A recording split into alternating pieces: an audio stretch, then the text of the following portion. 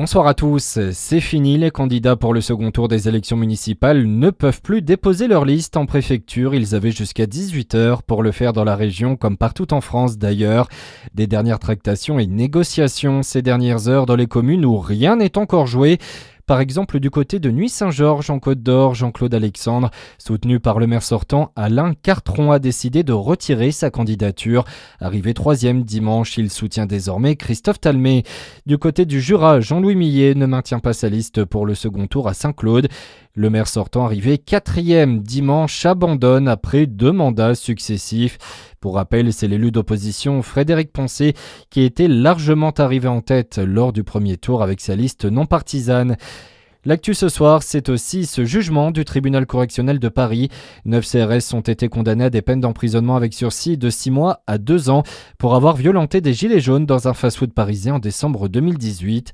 Âgés de 30 à 52 ans, les 9 policiers étaient tous membres à l'époque de la CRS 43 basée à Chalon-sur-Saône. Le président du tribunal insiste dans son jugement sur la nature et la gravité des faits face à des manifestants pacifiques. Je n'ai pas tué Narumi, c'est ce que réaffirme Nicolas Zepeda au premier jour de son procès devant la cour d'assises de Lyon, le 3e pour ce Chilien suspecté du meurtre de son ex-petite amie en 2016 à Besançon. L'accusé a déjà été condamné à 2 reprises avant l'annulation des verdicts par la Cour de cassation l'an dernier. Ce nouveau procès va durer près de 3 semaines.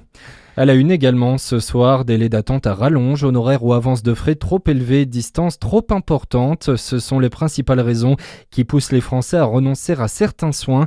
Ils sont ainsi près de 3 sur 4 à avoir déjà renoncé à un acte médical au cours des 5 dernières années, selon le baromètre de la Fédération hospitalière de France, avec de vraies conséquences sur leur santé, alerte la déléguée générale de la FHF, Zénab Rie. Aujourd'hui, nous sommes dans une société qui vieillit. Heureusement, majoritairement, on essaie de bien vieillir, mais pour autant, on vieillit aussi avec des pathologies, et si on les soigne pas, ça se complique. De la même façon, dans notre pays, on a une augmentation des maladies chroniques.